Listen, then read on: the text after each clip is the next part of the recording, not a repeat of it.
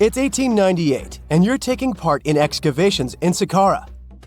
This place, not far away from Cairo, is full of ancient tombs and pyramids. You're in your Indiana Jones mood and hope to find something really phenomenal to become famous. Gold, manuscripts, treasure maps, mummies of famous pharaohs. Wait, a wooden bird?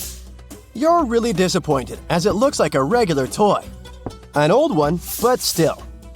Little do you know that years later, someone would propose that your bird was actually an ancient monoplane.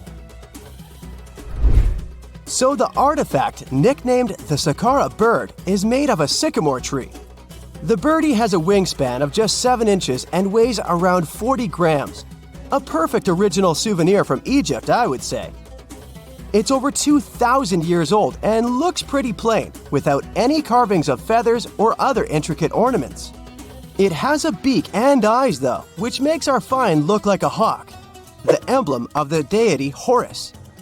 Its tail is rather unusual as it's squared, looks weirdly upright, and it seems like the sunken part of it was the place for a now missing piece.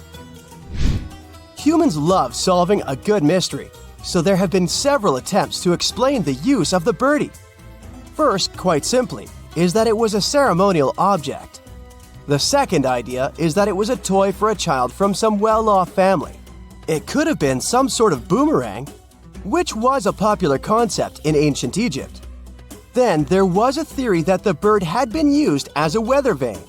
But this one has been debunked as the figure doesn't have any holes or markings, except for the one made at the museum in Cairo to fix the exhibit on a stick. So there was no way to hang it in the past. Almost a century after the bird was found, Egyptologist Dr. Khalil Masiha proposed a new theory that it could have been a model of a monoplane. He believed the bird was missing a horizontal tailplane. Otherwise, it had its wings set at a right angle, similar to that of modern planes. It could have worked to generate the aerodynamic lift necessary for flights. Dr. Masiha also claimed that it was common at that time to place miniature models of technological inventions in tombs. So, did the ancient Egyptians really invent the plane in 200 BCE?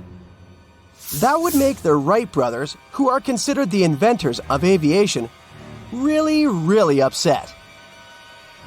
They made one of their first flights only in 1903. There's just one way to know for sure, and that is to test the model. But you know, the ancient museum in Cairo would unlikely let one of their cherished exhibits fly around like a toy. That's why glider designer Martin Gregory built a similar model, this time of balsa wood, and concluded that even with the missing tailplane, the plane wasn't much of a flyer. Case solved? Not really. This didn't sound convincing enough to the History Channel, so they invited an aerodynamics expert to build another replica of the bird. He tested it in weather conditions similar to those in Egypt and was impressed with the little plane's abilities. So, if they did invent the prototype of a plane back in the times of pharaohs, it would be a good example of an oupart. That's an out-of-place artifact, an object that's way ahead of its time in terms of technology or history.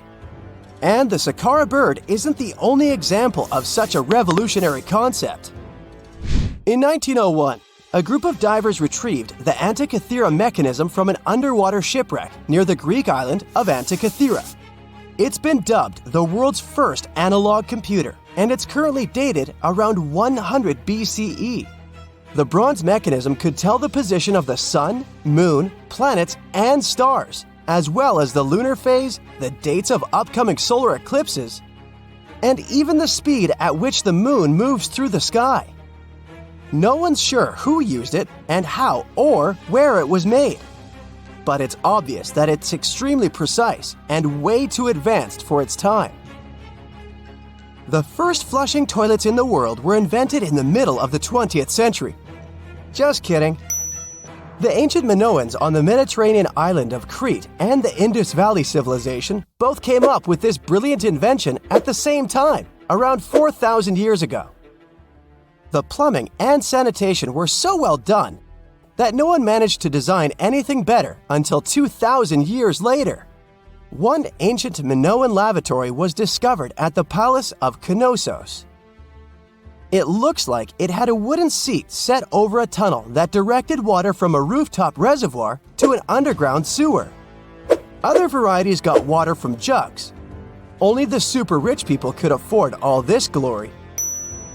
So if you wanted to shop for real estate back then, the flushing toilet would be a telltale sign you were in the rich neighborhood. Automated doors became a cool, seemingly new invention back in 1931. But the technology behind them is actually much older. Think the 1st century CE old. Mathematician and engineer Heron of Alexandria came up with a hydraulic system to open and close temple doors. To bring it into action, you need to light a fire to produce heat. There was a brass pot under the fire, half filled with water. The inventor connected the brass pot to containers that acted as weights. When the fire was burning, the water moved into the containers. They went down and pulled the ropes. It was nothing like a supermarket door that opens in front of you before you even have time to think. Heron's door took hours to open, and there was no way to stop the process. That's why they only opened the doors once a day before people entered the temple, to add some mysticism at the temple during ceremonies. Spooky. Looks like the first ever battery was invented in Baghdad around 2,000 years ago. A German archaeologist found this oval-shaped clay jar in 1938. Scientists are still not sure what purpose it served and who exactly invented it. There is a theory that it was used for electroplating objects with precious metals. When they filled it with a weak acid like vinegar, the battery produced around 1 volt of electricity. Another theory says it was a vessel for sacred scrolls. Would you like to buy contact lenses designed by Leonardo da Vinci himself? In 1508, he invented a glass lens with a funnel on one side. You were supposed to wear it with water inside to improve your vision. Sounds a bit uncomfortable, doesn't it? So, around a century later, French scientist René Descartes decided to improve the idea and make the cornea contact the future lenses. Contacts because they contact your eyes, get it? The glass tube with liquid did help improve vision, but blinking was sadly impossible. 2.5 centuries later, new technologies in the glass industry let scientists design contacts that would fit in the eye and even let the wearer blink. Thanks, guys! Still, those lenses were made of heavy blown glass and didn't let the eye breathe. About 50 years later, contacts became plastic. Lightweight, unbreakable, and scratch-resistant, but still covering the entire eye. And then, in 1948, an English optical technician accidentally sanded down a plastic lens and figured out they'd still be in place even if they covered only the cornea. Imagine you're living in 19th century London and need to send a message to New York. It would have taken about 10 days to get there by ship. So when delivery time went from days to hours in 1858, it was a true sensation. The first message was sent by Queen Victoria herself. It was all made possible thanks to the transatlantic telegraph cable, running under the ocean. Sadly, the new cool invention only lasted a few weeks. It took years to bring it back to life. In 1936, British Egyptologist Walter Bryan Emery found a small object in the desert that made people debate whether it was an elaborate stone model of a flying saucer or even a hyperdrive from a spaceship that belonged to some advanced civilization that visited the Earth. Emery spent years excavating sites along the Nile River Valley, especially in the huge ancient necropolis of Saqqara. He found countless treasures from ancient Egypt, and the most bizarre one was definitely from the tomb of a high official, Sabu. Historians don't know exactly who he was for sure. Some sources say he was a king's son. His burial at Saqqara means he was an important figure in the royal court. There are no records from this early period he lived in, so Sabu's role and fate are still a mystery. Inside his tomb, scientists found 7 funerary chambers, each filled with traditional grave goods: animal bones, flint tools, pottery, ivory objects, and stone bowls. And then there was a strange, broken artifact that became famous as the Disc of Sabu. It resembles a shallow, round-bottomed bowl, but with 3 delicately carved, curved lobes spaced roughly 120 degrees apart around its perimeter. These lobes are separated by 3 holes, and at the center, there's a thin tube. The material used to build the disc is metasiltstone, or schist. This type of rock is fragile, highly porous, and super difficult to carve. It flakes easily and crumbles under pressure. So how they made the disc out of it with rather simple stone and copper tools from 3000 BCE is still a mystery. The next big question is why they decided to bury Sabu with it. Perhaps if we knew its true purpose, it would make more sense. When it was first discovered, archaeologists thought it was nothing more than a vase, an incense burner, or a ceremonial decoration. But those who took a closer look from the point of view of an engineer decided it could actually be a component of a larger mechanism. An amateur historian made an exact copy of the artifact with a 3D printer, and it turned out that the Disc of Sabu was an ancient impeller, a crucial part of a centrifugal pump. When they put it in a housing and span at high speeds using the small central shaft, the disc was able to displace water. When it was tested without a housing, the disc created a powerful vortex. It became clear that the curved lobes and slightly concave shape of the disc weren't random. It was probably all engineered to move water with remarkable efficiency, like a powerful pump mechanism. Ancient Egypt's entire civilization depended on irrigation. Later dynasties perfected basin irrigation and managed to control the rise and fall of the Nile to take the most from agriculture. So, the engineers of the first dynasty may have been experimenting with advanced irrigation techniques thousands of years earlier than scientists previously thought. But then again, some people have doubts schist is strong enough to be used for a pumping mechanism. They suggest that artisans from Egypt's first dynasty were trying to recreate an even older object, using whatever tools and materials they had. It could be a stone replica of something originally made from metal, possibly belonging to a civilization far older and more advanced than ancient Egypt itself. One Swiss author takes this idea even further and proposes that the disc is a copy of a component from an extraterrestrial spaceship's hyperdrive, or stone model of a flying saucer. One French researcher believes the Disc of Sabu was part of a secret massive factory system to manufacture sodium carbonate inside pyramids. Some people suggest that the disc may have been a primitive tool for weaving ropes. The lobes held strands of silk or fiber that were twisted into twine when it was spun. Or it may have been a gigantic lamp. Another historical mystery is a map from 1513 that is believed to be the oldest surviving detailed map showing the Americas. The author of the map is a Turkish captain, Piri Reis. He never crossed the ocean himself and put together this map from 20 regional maps. He used an Arab map of India, 4 Portuguese maps showing India and China, and a map of America by Christopher Columbus as he saw it. This last map was lost for many years, so Reis's map gave us an idea of what Columbus must have recorded during his 3rd voyage to the New World. A historian who studied the map suggested that it showed Antarctica in prehistoric times because it strangely resembled Antarctica's true coastline, the way it looked when it was free of ice. But it was later proven that this idea wasn't right. Another idea that rocked the science world was Klerksdorp spheres. They were found in deposits of mineral pyrophyllite in South Africa and looked like tiny ancient cricket balls with lines around the middle.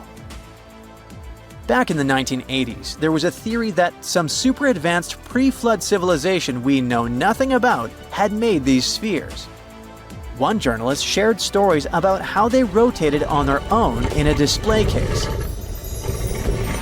There was also a TV show that invited a psychic who was telling everyone the spheres were pieces of an ancient spaceship. But according to geologists, these spheres are pretty regular spherical objects formed from different minerals than the surrounding rock. The seam-like lines on them are just imprints from the host rock's layers building up over time. The Klerksdorp spheres come in different shapes, from flattened spheres to distinct discs. As for that episode when one of these spheres spun on its own, the curator of the Klerksdorp Museum cleared that up too. He said that when he put one sphere on its glass shelf when the journalist came to visit, the sphere rotated a bit because it's round.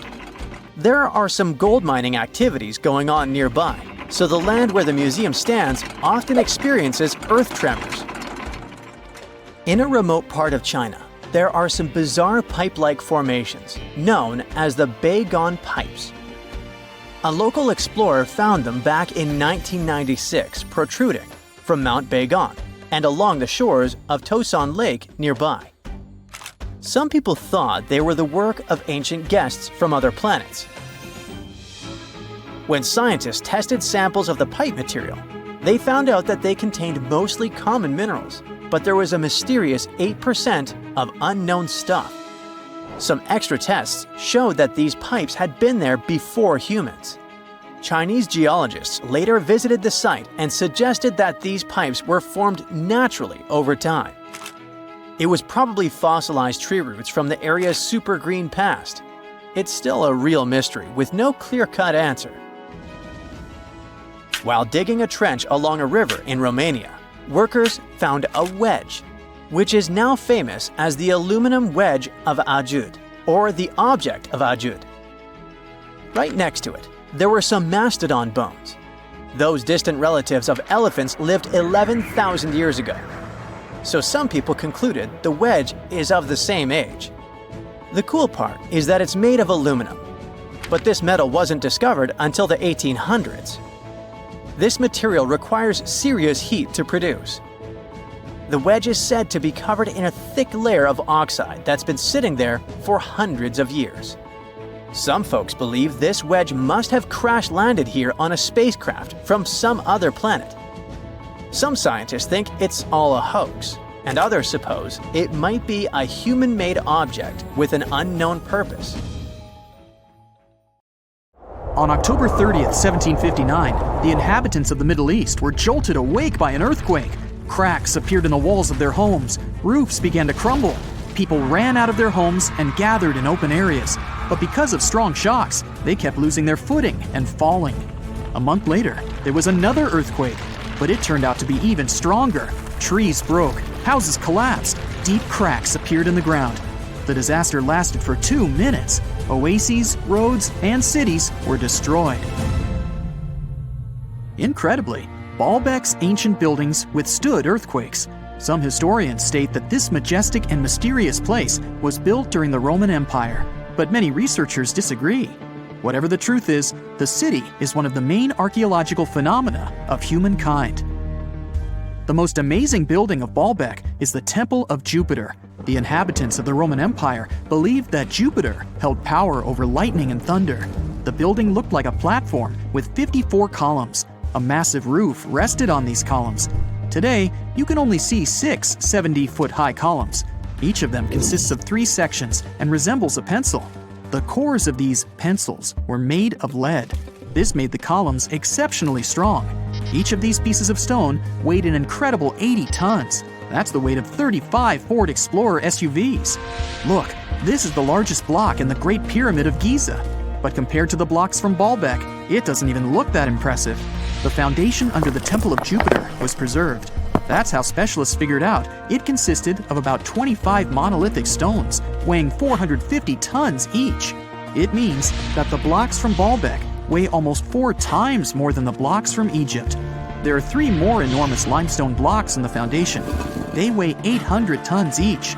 This is more than twice the weight of a Boeing 747 plane. Ancient builders must have had a hard time carving such giants from a piece of stone. And after that, they also had to pull them to the construction site and lift them to a significant height. Repeating these logistics would probably turn out to be a nightmare for present-day builders. To do this amount of work, they would need modern equipment. But Baalbek's constructors didn't have trucks, cranes with circular saws, or electricity. How did the builders of the past manage to do this? Scientists have a theory that includes ropes, winches, and lever systems. Naturally, the engineers of the past made all the gadgets from wood.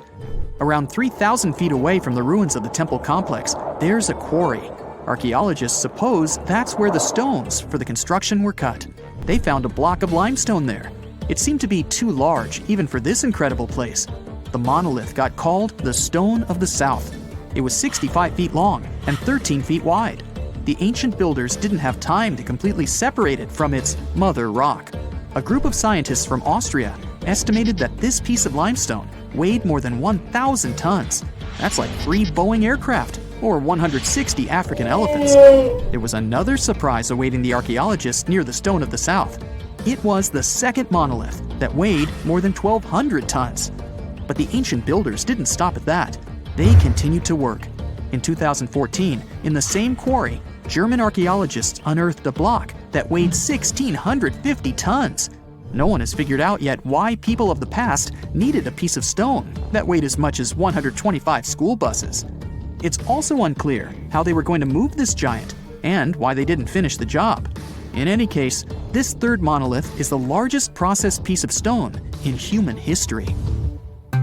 There are more questions than answers. Some researchers believe that people of the past had high-tech equipment. Others don't think so, but are eager to understand how the builders managed to move those stones. There's a huge number of ancient buildings and artifacts on the planet. Lots of them make researchers scratch their heads. Near the Pyramid of Djoser in Egypt, archaeologists have found a network of tunnels. This place is called Serapeum. It contains 24 sarcophagi weighing from 70 to 100 tons. The giant boxes are carved from a single piece of granite and covered with heavy lids. The sarcophagi are perfectly symmetrical. To the touch, their walls are as smooth as glass. Even with the current level of technology, this is very difficult to do. But the ancient Egyptians managed this feat. The Lycurgus cup is a priceless artifact and example of ancient nanotechnology. It's made of glass that can change its color. If you put a source of light in front of the cup, it turns green. If the light is behind the goblet, it becomes deep red. In this case, the figure of Greek king Lycurgus turns pale purple. Scientists understood how this color change worked only at the end of the 20th century. Through microscopes, they saw nanoparticles of silver, gold, and copper. They had been added to the glass matrix. Thanks to this, you can observe a color change called dichroism. Interestingly, the gold and silver were grounded into a fine dust. It's almost impossible to do this by accident. Most likely, the ancient experts knew for sure what they were doing. Bolivia has a curious place called Puma Punku. It looks as if an ancient giant played there with an enormous construction set. And after the game, they forgot to put the pieces back into the box. But there are no giants, and the huge stone blocks were carved by ancient builders over 1,500 years ago. Some of the rocks weigh 100 tons. The blocks were brought to an altitude of almost 13,000 feet above sea level from the quarry 60 miles away from the construction site. There's no forest in that area. This means the builders couldn't use trees to make wooden rollers. The monument belongs to the Inca civilization. Scientists are sure they didn't know anything about wheels. In 1992, the inhabitants of a Chinese village decided to drain a pond. Their ancestors had been using it to wash clothes and catch fish for hundreds of years. They kept pumping the water out for 17 days. At the bottom of the reservoir, they made an unexpected discovery. The villagers saw an entrance to a cave going down to a depth of 100 feet. The incredible find was named the Longyu Caves. Unknown builders carved out 320,000 square feet of galleries. There are separate rooms, bridges, pools, and columns that support the ceiling. The walls of the cave are covered with strange carved lines and patterns. Scientists haven't found any information about who built the caves and why they did it. The construction technology also remains a mystery. Antonio Stradivari lived in Italy in the 18th century. He created musical instruments. More than 600 of his works have survived to this day. 500 of them are violins. One of the instruments was sold at auction for $16 million. The violins made by this master sound clear and deep. Researchers can't understand why Stradivarius instruments produce such unique sounds. Perhaps it's all about the varnish the master used to cover the violins. The answer may also lie in the wood the instruments are made of. In those days, Europe had a cold climate. Because of this, the wood became denser, and the instruments made of it sounded especially pleasing to the ear. In the Indian city of Delhi, there's a 23-foot-high pole. It weighs 6.5 tons and is made of 98% wrought iron. The 1,600-year-old pillar has no signs of rust or decay. Scientists believe that the monument is so well preserved thanks to the dry weather and the chemical composition of the metal. It might be resistant to corrosion. And still, researchers don't know how the blacksmiths managed to make an iron pillar that's not afraid of rust. It seems like a tough feat, even for modern metallurgists. The Al-Nasla rock is divided into two parts by a perfectly straight slit. Each boulder stands on a small pedestal. Some people believe this is the evidence of ancient laser technology. But geologists think the split happened due to the ground shifting or natural vibrations that occurred under the rock. This process led to the appearance of the crack. It had been deepening for thousands of years, and gradually, the natural monument took the form you can see today. If there's a question that still baffles archaeologists to this day, it's this one. How did the ancient Egyptians build those magnificent pyramids? As far as we know today, their resources were quite limited, especially in terms of tools and building materials. We still don't have a fully satisfying answer, but hey, we've got some pretty amazing theories worth considering. The leading contender among these theories involves the clever Egyptians employing a sneaky strategy. Now picture this. They constructed a slanted and curving mound made of bricks, earth, and sand encircling the pyramid to be. As the pyramid grew taller and taller, they simply increased the height and length of this wacky structure. It's like they were playing an ancient game of Jenga. Now, how did they get those massive stone blocks up there? Well, according to the legendary ancient Greek historian Herodotus, they used sleds, rollers, and levers. It sounds like they turned construction into a supersized game of tug-of-war. And guess what? Herodotus also claimed that the Great Pyramid, the one from Giza, the granddaddy of them all, took a whopping 20 years to build. There's more. Herodotus also dropped a mind-boggling number on us. 100,000 men were supposedly involved in this pyramid extravaganza. Did they hire the entire Egyptian population? Well, it might not be as far-fetched as it sounds. These men were probably mostly farmers, so they probably focused on the pyramids when there wasn't much work to be done in the fields. Like during the flood season of the Nile River. Obviously, specialists in the archaeological community had something to add to this theory. By the late 20th century, they discovered some evidence that suggests the workforce might have been smaller and more permanent than previously thought. Instead of a massive army of 100,000 pyramid builders, they proposed that a modest crew of around 20,000 workers, accompanied by support personnel like bakers, physicians, and even spiritual leaders, could have gotten the job done. There was also this theory that claimed that the pyramids were actually built from the top downward. It suggested that these colossal structures were nothing more than isolated hills used as quarries. The stones were supposedly drawn from these hills, and over time, competing engineers took charge and transformed them into the iconic pyramids we know today. Now, before you dismiss this theory as a wild fantasy, some folks thought it wasn't completely crazy. After all, there are instances where isolated hills exist, so maybe this theory had a tiny glimmer of truth. Whether it involved ramp building or ingenious work schedules, one thing is clear. Those pyramids have definitely left their mark on history and on our imaginations. Now, speaking of ancient Egyptian mysteries, there's this gigantic unfinished obelisk sitting in ancient Egypt, and scientists are trying to figure out how it was shaped. Now, some people suggest that our industrious ancestors used handheld pounders to get the job done. One expert has a different take on the matter, though. He argues that if we take a closer look at the pattern left behind by the shaping tool, we'll notice something peculiar.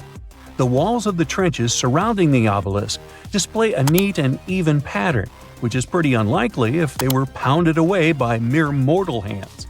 According to this expert, those horizontal striations are usually the result of a tool that takes breaks while removing material, leaving its mark on the surface. But wait, there's more.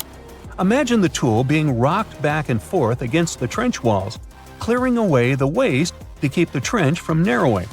Well, in that case, the tool might have left some funky horizontal striations where it was pressed against the sidewall. This sounds like some fancy technology at play, don't you think? And guess what? The dynastic Egyptians probably didn't have access to that kind of know-how. Another famous Egyptologist from way back also uncovered a bunch of core drills during his adventures. Although the actual drill bits are missing, his collection houses these particular core remnants made of limestone, alabaster, and even granite. These constructions aren't the only amazing thing the ancient Egyptians left behind, though. As it turns out, the Egyptians were the genius minds behind the creation of the handheld mirror. Yeah, that little mirror you use every day to check yourself out. But here's the twist. These mirrors are like pieces of art. They were decorated with inscriptions and figures. But that's not all. The Egyptians had a serious concern with their appearance. They knew the importance of personal hygiene and looking fabulous. So, in their quest for pearly whites, they invented toothbrushes and toothpaste. Dental problems were pretty common back then, and their smiles weren't exactly all white. Dentistry wasn't their strongest suit, you see. Maybe their minds were distracted by all that pyramid building. So that doesn't mean those ancient toothpaste recipes weren't amazing. One delightful concoction included rock salt, mint, dried iris petals, and pepper. Some brave dentists in the 21st century tried it out, and it worked pretty well. Ground-up ash was also used in another recipe to create a tooth cleansing paste. Mint was missing, so that didn't do much for their breath. That's when the genius Egyptians came up with the world's first breath mints. They made tablets from heated spices like cinnamon, and they mixed it with honey. Now, let's shift gears to home decor, Egyptian style. They surely took ornamentation to the next level. While the concept of decorating furniture started in Mesopotamia, the Egyptians cranked it up a notch. They went all out with different colors of ink and even developed various weights of paper. Oh, and let's not forget about those cute little area rugs we all have in our homes today. Guess who came up with the idea? Yep, the Egyptians. They used the versatile papyrus plant to make those cozy rugs. And speaking of trends, the Egyptians loved their knickknacks.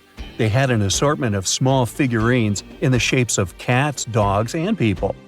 These statues were made from various materials, like simple sun-dried mud to the ultimate bling of gold. It all depended on how loaded you were. The Egyptians were also all about farming, and they knew that clean water was crucial for their crops and animals. That's why they came up with some nifty inventions and techniques to make sure their land was fertile and their plants were happy. First off, they had the genius idea of using ox-drawn plows. They had two types of plows, heavy and light. The heavy plow would strut its stuff, cutting deep furrows in the soil, while the lighter plow followed behind, fluffing up the earth. But they didn't stop there. After plowing, the Egyptians would break up clumps of soil and sow the rows with seeds. To give those seeds a good old squish into the furrows, they'd march their livestock across the field, effectively closing up the furrows. But hey, all that hard work would be pointless if their seeds were as dry as the Sahara. That's where irrigation comes into play. The Egyptians were so good at it that other cultures, like the Greeks and Romans, couldn't help but copy their techniques. Now let's switch gears and talk about the marvelous architecture of ancient Egypt.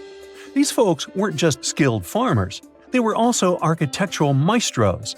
They built these fancy canals to carry water to farms and villages, and boy, did they know how to make those canals look pretty. Just imagine strolling along a canal lined with ornate structures. The pharaoh Ramesses the Great was quite the overachiever when it came to construction. One of his mind-blowing creations was the construction located at Abu Simbel. This building was designed so that twice a year, the sun would shine directly into it and illuminate the statues of Ramesses. And let's not forget about the corbelled arch. Without this architectural gem, we'd be missing out on some mind-boggling structures like the Great Pyramid. The Egyptians knew how to make things stand tall and proud, thanks to their engineering and construction wizardry. They built grand halls and inner sanctums that make your jaw drop, and some of these temples doubled as astronomical observatories. Whenever you hear about ancient ruins, you almost never picture them being suspended somewhere, or just randomly hanging on the branch of a tree, right? In fact, for most of the ancient artifacts we have exposed in museums all over the world, archaeologists did quite an impressive amount of digging. You see, buildings have this funny way of fading away over time if not properly taken care of.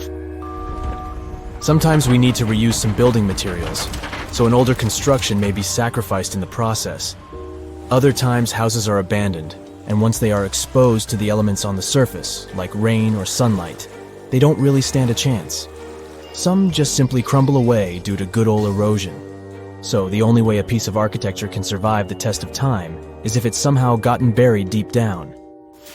Now, how did they end up buried in the first place? Well, it's quite the comedy of errors. Ancient cities had a habit of gradually raising their ground level like a kid adding toppings to their ice cream sundae.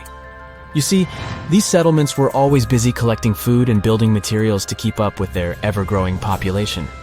But hey, who has time to deal with waste and rubbish? It wasn't exactly high on their to-do list back in the day. So when it came to building new houses, ancient civilizations found it much easier to save their sweat and tears by piling up the rubble and constructing right on top. But that's not all. Rivers would also occasionally flood and deposit a layer of sediment on the city floors, further encapsulating those ancient constructions. And in those dry regions like the desert, where the wind likes to show off its sand and dust dance moves, you can bet it was a constant struggle to keep the establishments clean. One hilarious example is the Sphinx, which had its head buried in sand until a group of archaeologists unearthed it in 1817. Some ancient towns eventually got covered up because they were completely abandoned. With less human activity to control their expansion, plant seeds couldn't resist the opportunity and sprouted all over the place. They gobbled up carbon dioxide from the air and grew, adding more and more bulk to the ground. Those cheeky roots even decided to stabilize the soil made from decaying plant matter, creating layers upon layers of earthy goodness.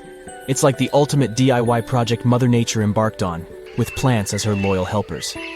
The act of digging into the secrets of ancient civilizations is not just about unearthing a lost world. It's also an epic quest to reveal the hidden treasures beneath layers of history. But how do archaeologists know where to dig in the first place? If everything is covered in layers upon layers of sediments, debris, and plant roots, they must have some sort of system they rely on before embarking on a new project, right? For starters, they're not always the ones suggesting an archaeological dig in a certain location. Let me explain. Let's say you're a contractor and you want to build a new fancy apartment complex in your city. Some local legislations have certain requirements before your project can start, though. For instance, before anyone starts building on a piece of land, they might need to bring in specialists to check the soil.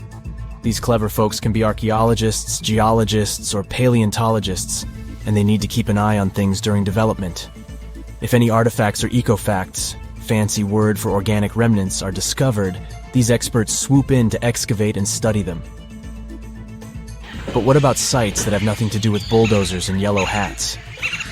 Archaeologists have more than one trick up their sleeves when it comes to locating ancient hotspots. They dive deep into historic records with a healthy dose of detective work. By sniffing out old documents and maps, they can piece together the puzzle of human activity in a specific area.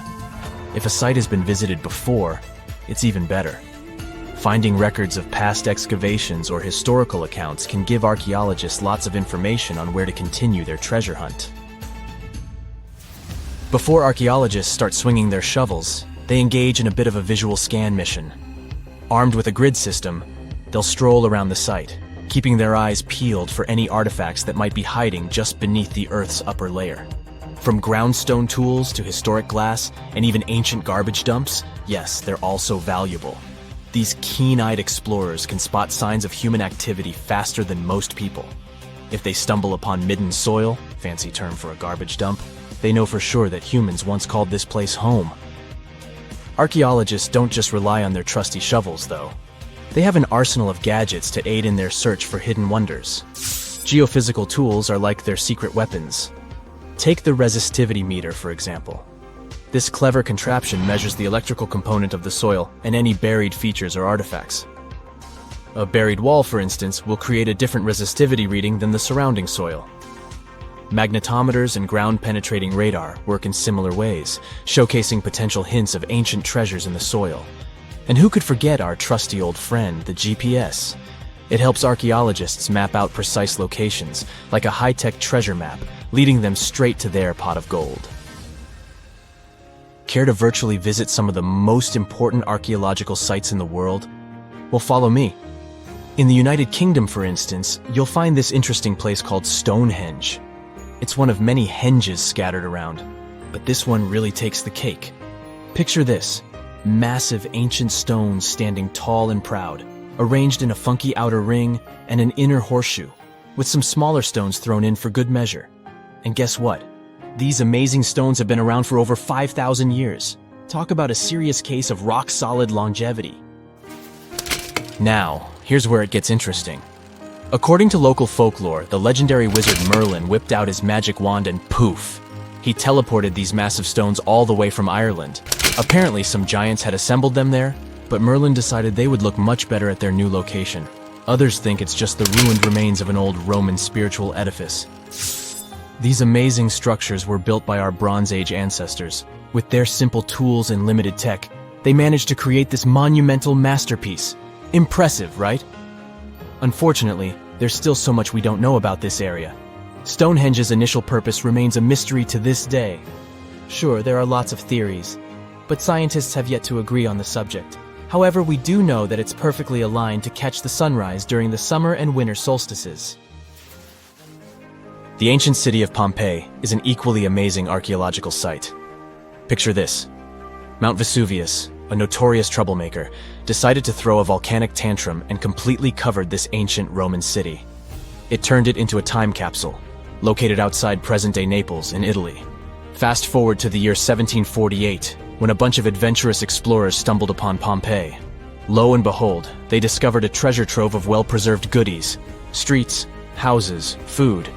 Probably a bit stale by then. Blingy jewelry, fancy sculptures, colorful frescoes, everyday household items, and even animal and human remains. It was like an epic archaeological party. From the looks of it, Pompeii had it all. Fancy houses and villas, a massive 20,000-seat arena, cute little artisan shops, hangouts like taverns. And let's not forget the saucy spots like those luxurious bathhouses for some intense pampering. There's also the Sanctuary of Apollo, where people used to gather for their daily dose of worship. And of course, the bustling heart of the city, the Forum of Pompeii, where all the cool people used to hang out. And guess what? Pompeii is so cool that it made it to UNESCO's World Heritage List back in 1997. That's like the ultimate Hall of Fame for historical awesomeness. It also includes many other famous buildings and sites, like the Taj Mahal in India and the Acropolis of Athens in Greece. It's nighttime, and you're about to walk inside Pharaoh Tutankhamun's final resting place. You know, King Tut. You don't have a torch, but at least you came with a flashlight. You walk down several flights of stairs and observe how the walls are carved in hieroglyphics and what looks like a spell. Those who take anything from this place will be doomed for life, the spell says. Even if you don't really believe it, this scares you a little bit. You find a huge stone door. Is it a trap? You manage to open it, but oh no, it's only an empty chamber. You check your map. It seems like you're heading in the right direction. After what feels like hours, you realize you must be trapped inside a labyrinth. You try to retrace your steps, but you can't find the door where you came in from anymore. That's it, you think to yourself. You've fallen for the Pharaoh's trap. What's worse, you didn't bring a lunch. Okay, so we've all seen Hollywood movies where the main character is exploring ancient ruins and faces some seriously dangerous traps, right?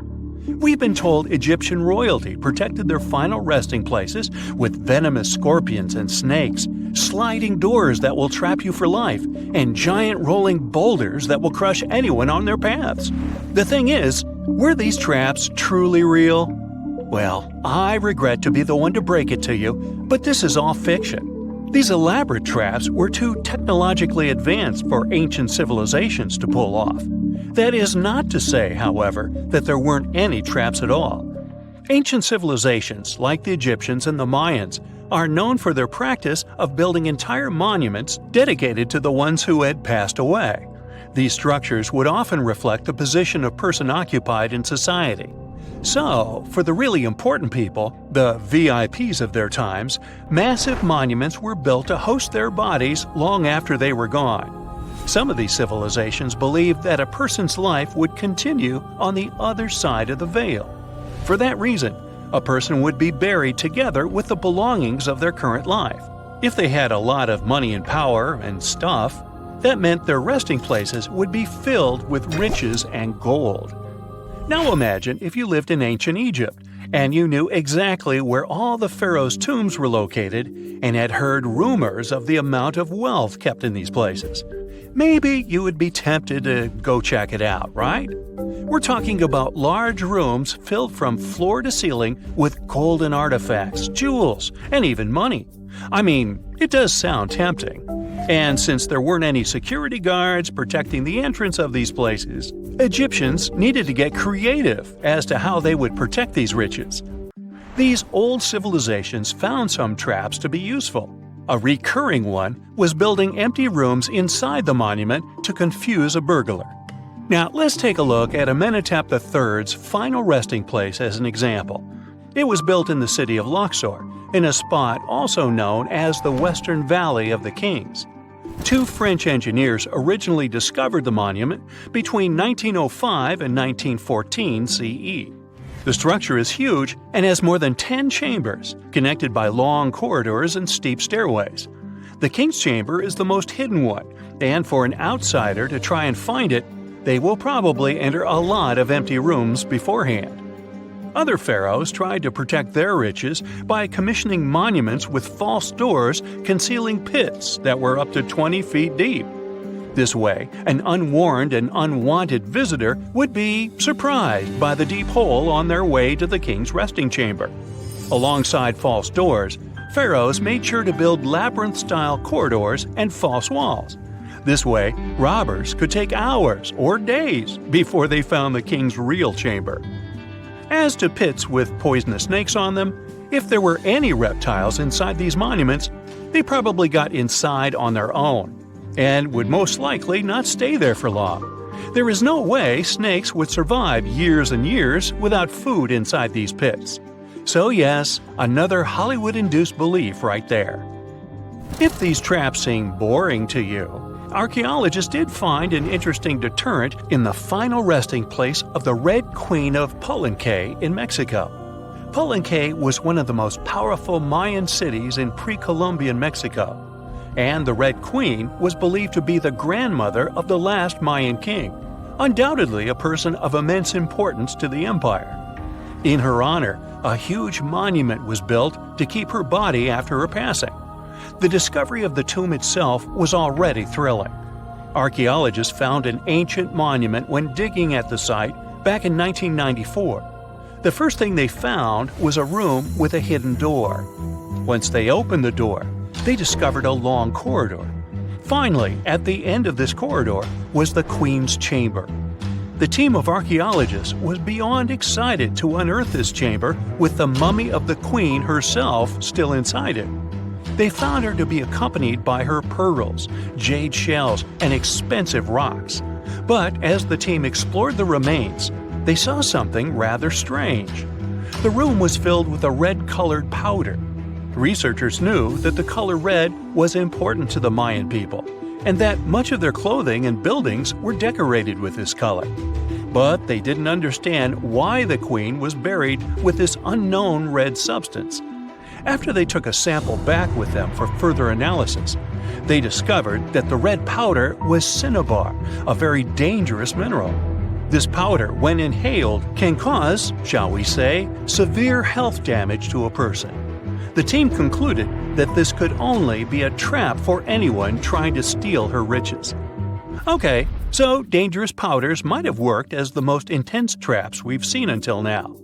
But perhaps the cheapest way to keep out unwanted visitors was to advertise spells written out all over the monument. We'd probably laugh at these today, but back in the day, they were more or less effective. Spells usually said that the person who took anything from that place would meet a tragic fate. Some spells said that robbers would lose their houses in big fires or terrible floods. Other spells said burglars would have incurable and undiagnosed health issues, but they weren't really enough to stop people from taking any gold. There are some stories surrounding how these spells might have been real.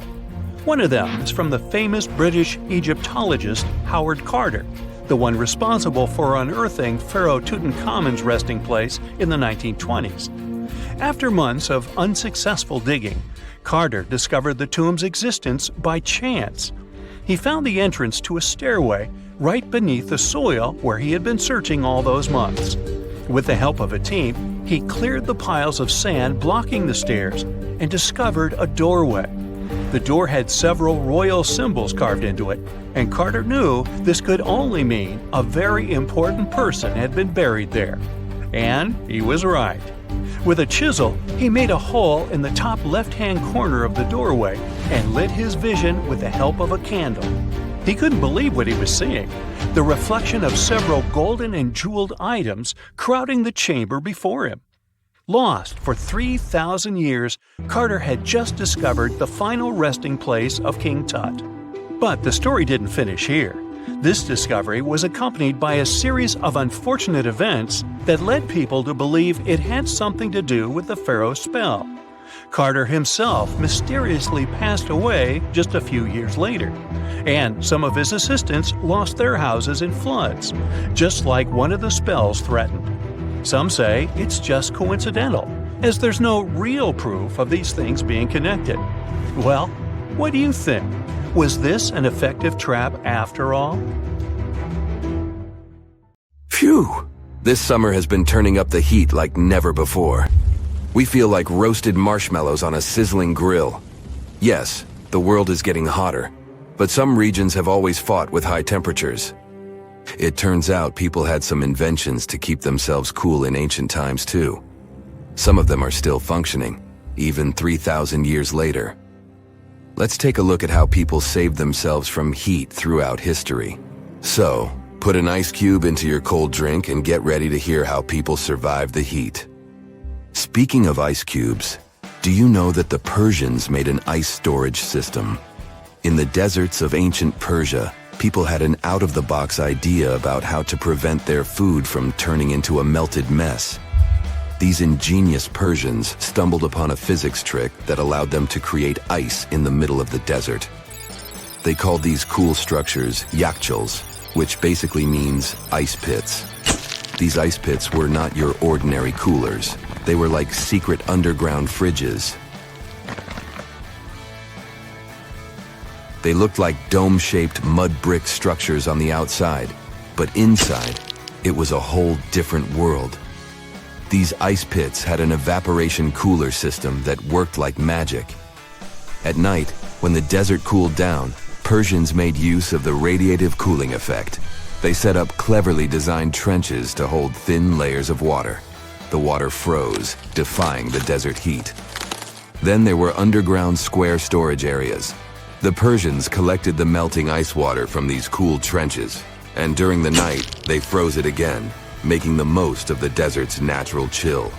To add to the cooling effect, they built a wall to shade the storage areas from the hot midday sun.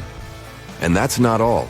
They had this fantastic wind-catching contraption called a badger that caught the breeze and directed it right into the ice pits. Fresh air plus ice. Cool breeze. A winning combo.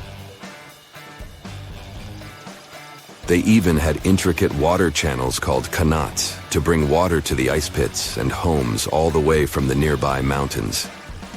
As time passed, these yakhchuls faded into history and modern technology took over. But hey, there's good news too. Some awesome folks in Iran are restoring these ancient coolers. So, if you ever find yourself in the desert, don't forget to pay a visit to these marvelous places and witness the genius of the ancient Persians firsthand. Now, I want to focus more on the wind catchers because they don't just help make ice cubes. They actually function as a cooling system as well. Back in the day, those clever architectural wonders were all the rage in places like Persia, modern-day Iran, Egypt, and the Middle East. Imagine tower-like structures with openings at various levels strategically placed to harness the power of nature's breeze. These openings were like magical portals for the wind. They captured those refreshing gusts and guided them right into people's living spaces. Basically, they were natural air conditioners. The breeze would gracefully flow downward, cooling the ground as it danced through the building. The secret sauce lies in the details: the tower's height, the number of sides, the openings, and the positioning of the interior blades. Everything plays its role in how efficiently the wind towers work out. Thanks to these wind catchers, ancient societies could enjoy comfy indoor temperatures without sweating. Can you imagine living in those times? Feeling the gentle breeze whisking through your home, keeping you feeling fresh and chilled out? The Persians are often credited for inventing these awesome wind catchers. But hey, don't forget about Egypt. There, you can find traces of similar structures dating all the way back to 1300 BCE. Yes, the invention of wind catchers may have occurred in ancient Egypt, but Yazid in Iran is the city with the largest number of wind catchers. People wouldn't have been able to live there without these ancient ACs because there was almost no rain in the area throughout the year. Now, let's look at these perforated double-skinned exteriors. Imagine dressing up a building with a fancy perforated screen. It's like giving its exterior a stylish makeover while keeping things chill inside. This genius technique, firstly, scatters the natural daylight, so no harsh sunbeams to blind you. The screen also offers shade like a pro, giving the building's interior a much-needed break from the blazing sun. Think of it as a natural sun hat for your home. Placing this screen about 4 feet away from the outer walls creates a breezy, dreamy hallway for fresh air circulation. And hey, they add a touch of elegance to the building too. These structures are sometimes called jali. Jaipur, India, for example, has an average daytime temperature of about 100 degrees Fahrenheit. So these structures are lifesavers. Jalis come in various forms, crafted from cement, earth, and wood. It's a cultural symbol deeply embedded in Indian architecture. You can find its captivating presence in iconic historical buildings like the majestic Taj Mahal and the Grand Red Fort in Delhi. But hey, it's not just a thing of the past. It's still rocking modern architecture scenes, and its charm has sparked creativity in artists and designers worldwide. It adorns the building's exterior, its cross-section showing a larger opening on the outside and a smaller one on the inside. This is where the Venturi effect steps in to show off its physics prowess.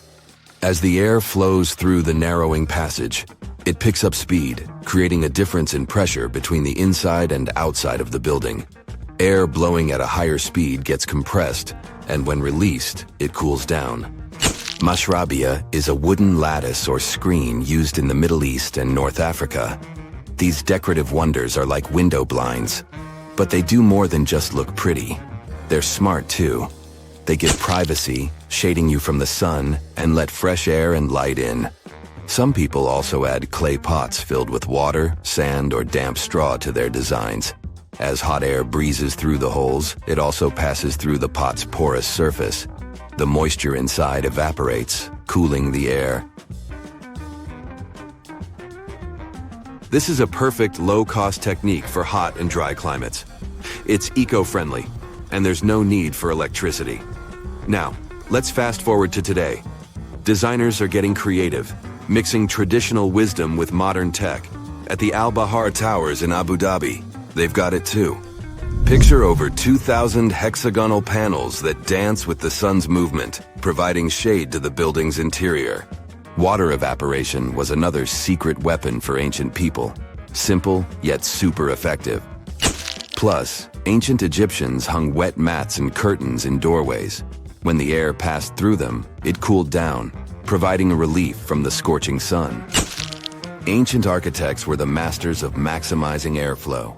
They knew how to cross-ventilate and let hot air escape while inviting cooler air to the party. Speaking of ancient Rome, bathhouses were the place to be back then. It was like a community hub. People gathered to chat about politics, play sports, and, of course, take a relaxing dip.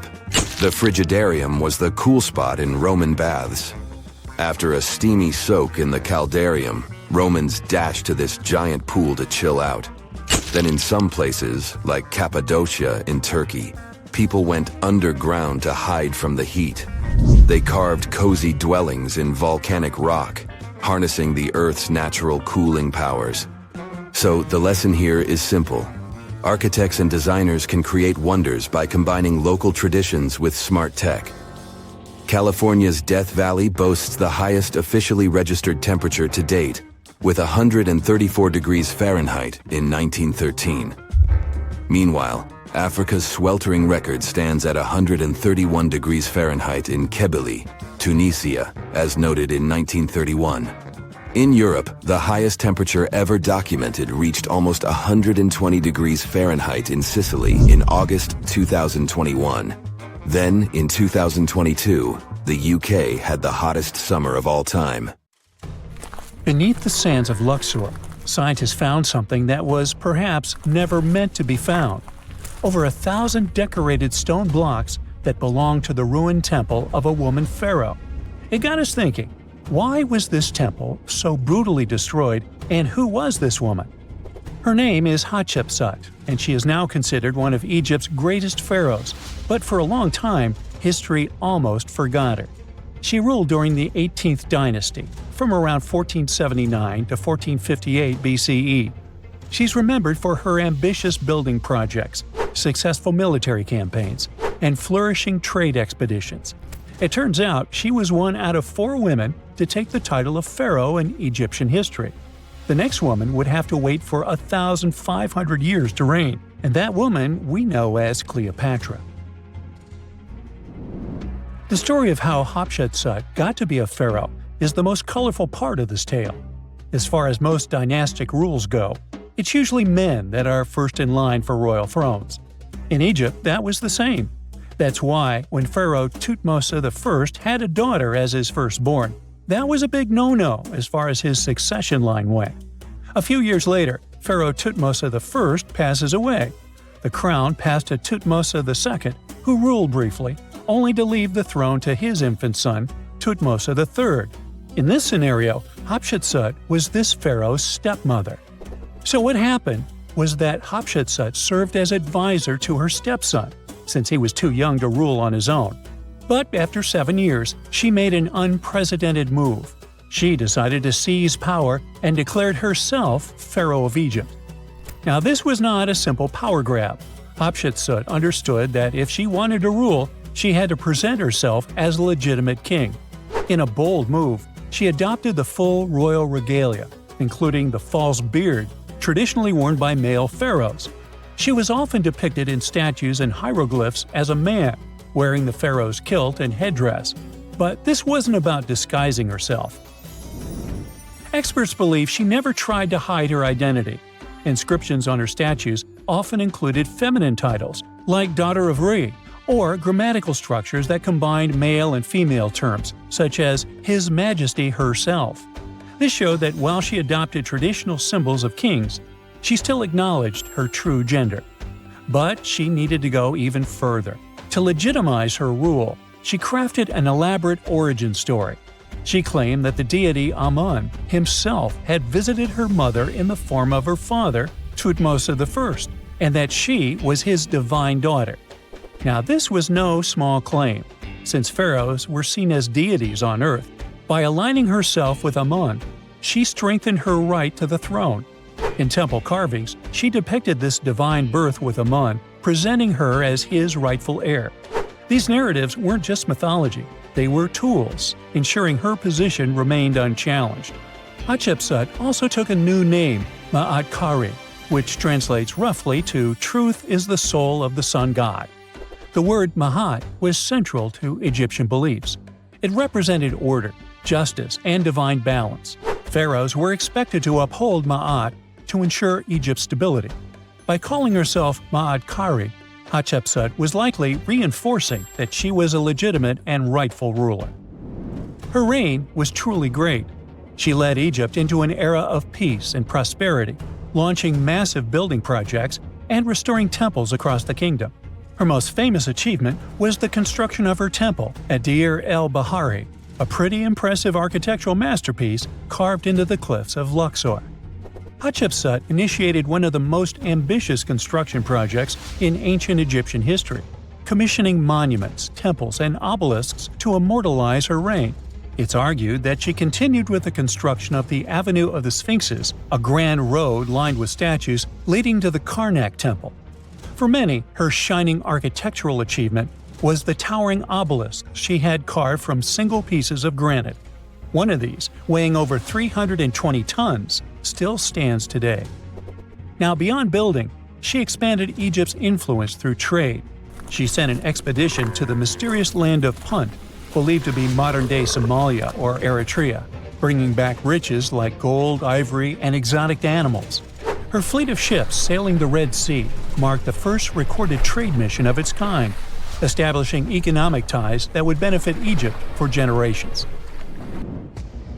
Yet, for all of her success, something strange happened after Hatshepsut passed away.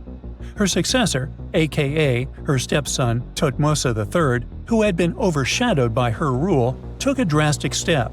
He ordered her name to be erased from history. Her statues were defaced, her inscriptions chiseled away, and her achievements credited to other rulers. It was as if she had never existed. Some believe Thutmose III wanted to reclaim his rightful place as pharaoh, while others suggest that later rulers, uncomfortable with the idea of a female pharaoh, sought to restore traditional male dominance. The story gets even more tragic. The power struggle between stepmother and stepson continues, since, even after her passing away, Thutmose III built his own temple right next to Hatshepsut's at the Valley of the Kings. But he built his temple with one deliberate modification. His monument was built 11 feet higher than hers. Mind you that this was no accident, it was a symbolic statement. He wanted to overshadow her legacy. But history had other plans. Hatshepsut's legacy started to be rediscovered in the 19th century, and it was only through careful archaeological investigation that her reign was properly recognized.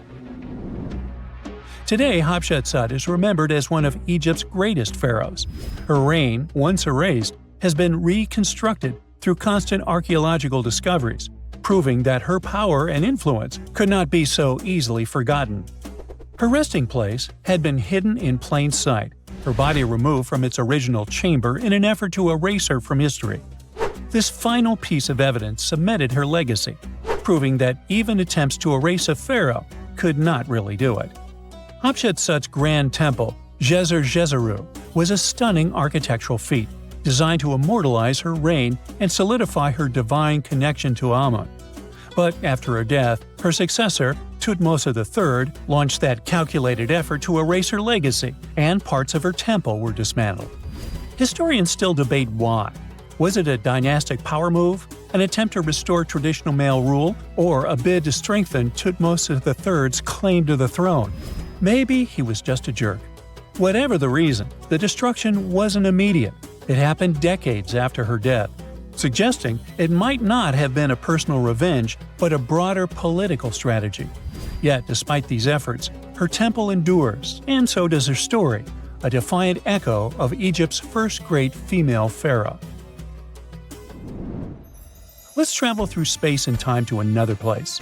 Dashur, Egypt, is known to be home to several resting places of people from ancient Egypt. In the year 2017, scientists uncovered a long-lost pyramid. They quickly called the Ministry of Tourism and Antiquities because they suspected it was going to be a big deal. Unlike most pyramids that were found in the area, this one was completely sealed. Lifting the capstone was a delicate process. When they finally managed to open the pyramid, they expected to find an undisturbed chamber. Instead, it was chaos. The place had been looted, and the personal items of the person that had passed away were scattered all over. But in the middle of the wreckage, they found a chest. Using the latest scanning technology, they managed to read the damaged hieroglyphs on its surface. What they found was unbelievable. The name inscribed there was as clear as day: Princess Hatshepsut. Ooh! The discovery made in 2017 also opened up a lot of questions. After further analysis, scientists discovered the remains belonged to another Hatshepsut. It belonged to a princess that lived during Egypt's 13th dynasty. The fact that her resting place had been looted before it was sealed made scientists wonder, were these ancient people trying to hide something about this public figure? And why is there almost no record about her in ancient Egyptian history? Ooh, stay tuned.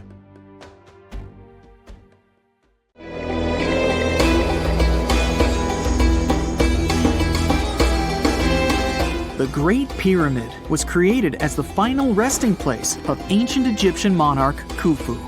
According to legend, French leader Napoleon entered the Great Pyramid and came back out looking shaken and super pale. He never revealed what he saw inside, but whatever it was is said to have affected him for the rest of his life. When Napoleon entered the pyramid, he would have walked through a super tight and ascending passageway. He'd then go through another passageway, known as the Great Chamber. This corridor would have been much taller than the previous one, and would have cobbles too. He'd then reach the King's Chamber, the centerpiece of the Great Pyramid, which was lined with huge blocks of granite. But it wouldn't have looked as grand as we might imagine. There are no hieroglyphics decorating its walls, as Egyptians only began decorating the burial chambers of pyramids much later on. The pharaoh's tombs deep inside the pyramid would have also been filled with treasures, from chunks of gold to the world's most expensive jewelry. But this would have all been looted a long time ago. The only thing that probably would have been left in there would have been a huge sarcophagus, which would have once contained the king's mummy. He'd also have to walk past the queen's chamber. This room most likely didn't hold any queens though, as pyramids were usually only built for one person. There are mysterious tunnels leading from here. To this day, no one is really sure what they're there for. And that's not the only mysterious and creepy thing Napoleon may have encountered, as stories of pharaohs leaving ancient curses on pyramids go way back. Many pyramids had warnings written on the outside, telling of horrifying things that would happen to those who entered and disturbed the peace. We might not know what exactly Napoleon found in the Great Pyramid that scared him so much, but we know for sure what was found in Tutankhamun's tomb. Tutankhamun was an ancient Egyptian pharaoh who was only 8 or 9 years old when he took to the throne. He became a cultural phenomenon when his tomb was discovered almost completely intact in 1922. His pyramid sits in the Valley of Kings in Thebes, modern Luxor, which is in Egypt. Unlike the Great Pyramid, Tutankhamun's tomb was covered in beautiful wall decorations. The walls told the story of how he would travel to the afterlife through the underworld. Egyptians believed all people would have to take this journey, so they would fill their tombs with objects and paintings to help them get there. There'd also be spells painted on the walls. They believed this would help people pass over to the next realm. The journey would be pretty long, and for that reason, the ancient Egyptians would also fill the pyramids with food. Tutankhamun's pyramid was filled with 8 fruit baskets. They even found something called gingerbread fruit in there. The rooms were jam-packed with furniture, statues, clothes, and staffs, amongst a whole bunch of other things. You'd likely find a lot of clothes and expensive jewelry in the pyramids as well. The ancient Egyptians wanted their ancestors to travel in style to the afterlife. They put Tutankhamun in his final resting place with over 50 pieces of clothing, all of the highest quality. There were tunics, scarves, gloves, and headdresses, and a ton of jewelry. Bracelets, pendants, necklaces, rings, and scarabs for protection were all found inside. Each of them was made of gold or precious stones. There were also fans made of ostrich feathers to keep the old pharaoh cool in the hot Egyptian sun. But the temperature inside the pyramids never actually went above 68 degrees Fahrenheit. The ancient Egyptians developed a super cool air conditioning system that we don't fully understand even today. Tutankhamun's pyramid also contained 130 walking sticks made from ebony, ivory, silver, and gold to help him on his journey. There were 3 chariots hidden away in case he got tired of all the walking. They also put 11 boat paddles inside, but there was no sign of any boat. The pyramids would be littered with the pharaoh's favorite scents and perfumes. During the excavation of Tutankhamun's pyramid, it quickly became clear that it had been robbed during ancient times. There was damage to doors and traces of oils left in empty jars. It looks like someone raided the pyramid for gold and the scents, perfumes, and oils that had been left for King Tut. There was still a bit of perfume, which was made from coconut oil and frankincense, left in one bottle. It seems like Pharaoh Tutankhamun loved board games. There was an ivory traveling set of Senet in his pyramid. Although we don't know for sure exactly how to play it, we have figured out it was sort of an ancient Egyptian version of backgammon. It looks like it was a 2-player game where the goal was to knock your opponent off the board. Not really sure who Tutankhamun's mummy was supposed to play with, though. The ancient Egyptians had some rituals that may seem pretty strange to us. For example, they used to shave their eyebrows off if they ever lost a cat. So it's not too surprising they put some really weird things inside pyramids. Archaeologists discovered a collection of mummified cats and scarab beetles in pyramids that date back more than 4,000 years. They were found in the pyramids of Saqqara, which is south of Cairo. They also found a bunch of makeup kits and mirrors inside. Makeup was worn proudly by both men and women in ancient Egyptian times. Eyeliner was the most popular cosmetic.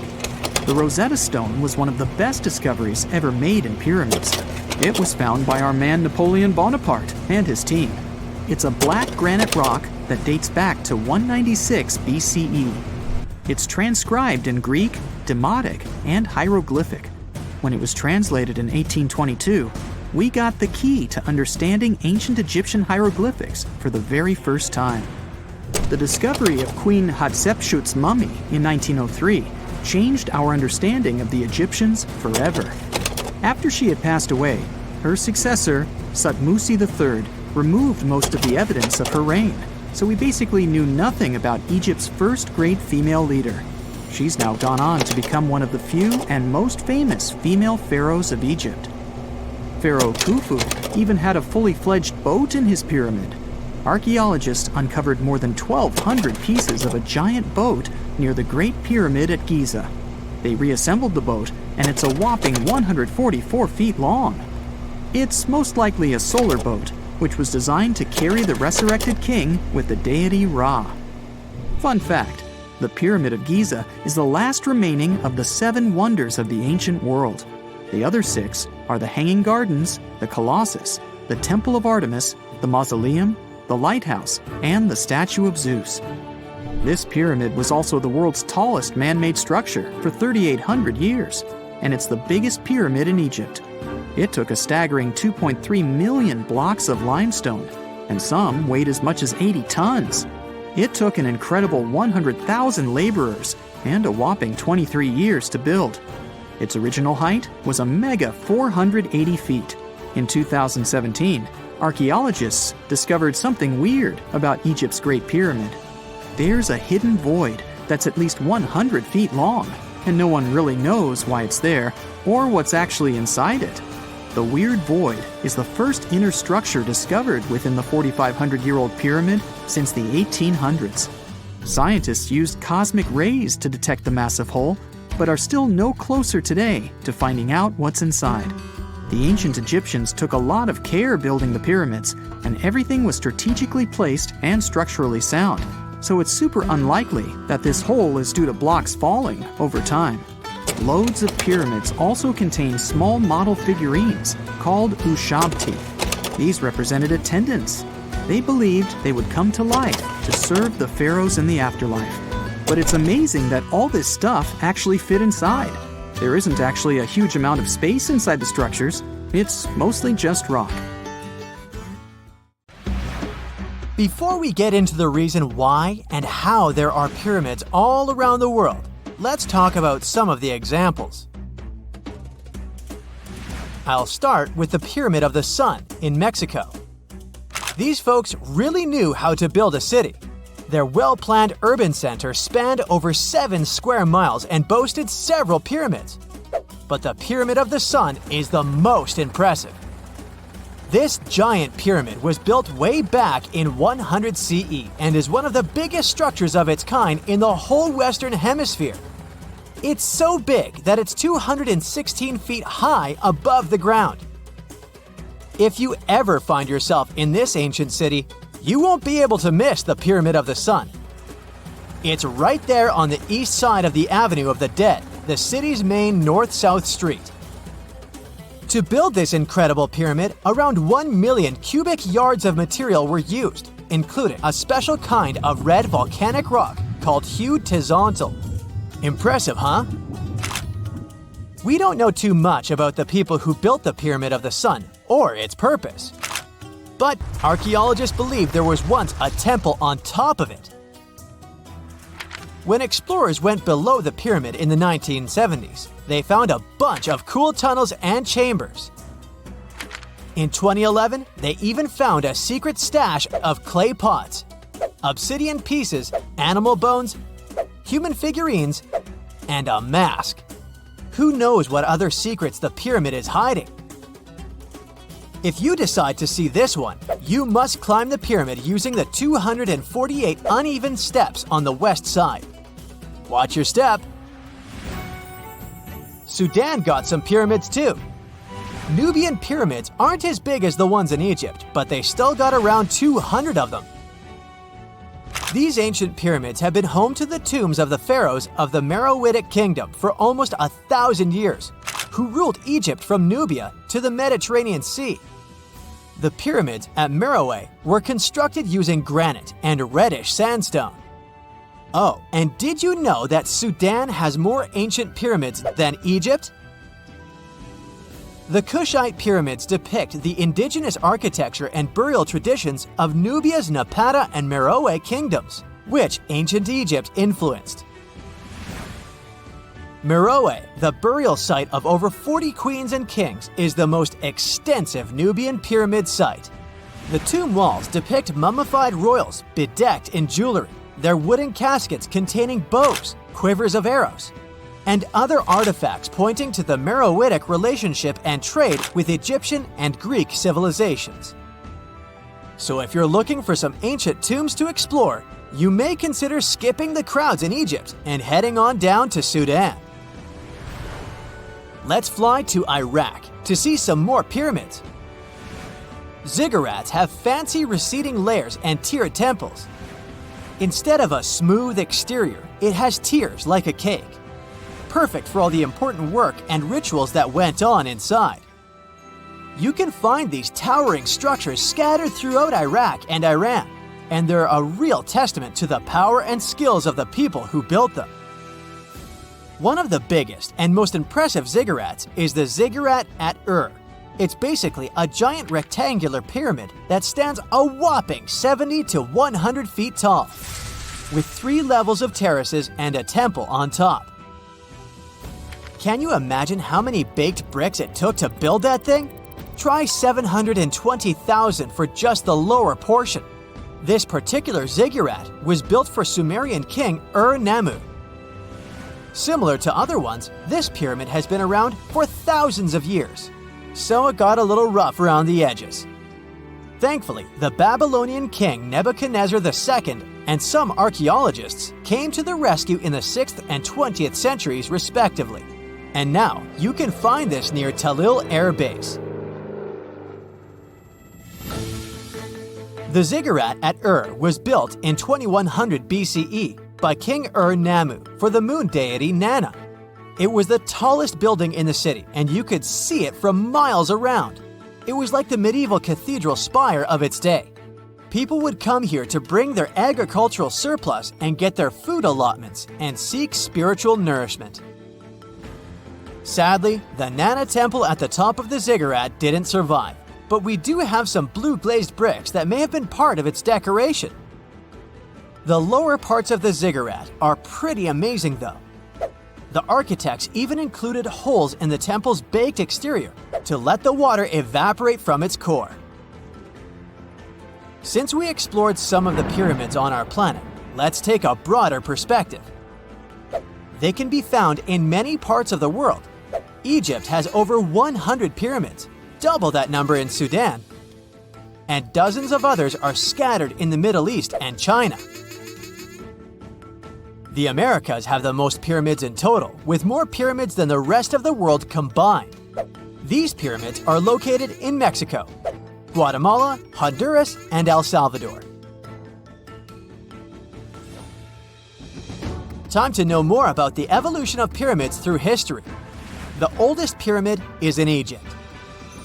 This pyramid was a step pyramid, which was created by placing one layer of stone on top of another. The pharaoh Sneferu is credited with creating the pyramid shape we recognize today. During his 45-year reign, he built 3 pyramids. His first 2 attempts failed, but he finally got it right with the Red Pyramid, which is considered the first true pyramid. It was Sneferu's son, Khufu, who built the Great Pyramid of Giza, which was the tallest human-made structure on Earth for almost 4,000 years. Latin American pyramids are similar to early Egyptian step pyramids, but they were built independently, with no knowledge of each other. The pyramids in Sudan were built around 700 BCE and are tall but much narrower than those in Egypt.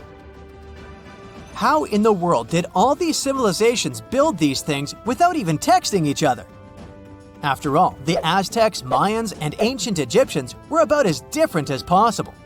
But despite their cultural differences, they all seem to agree on one thing.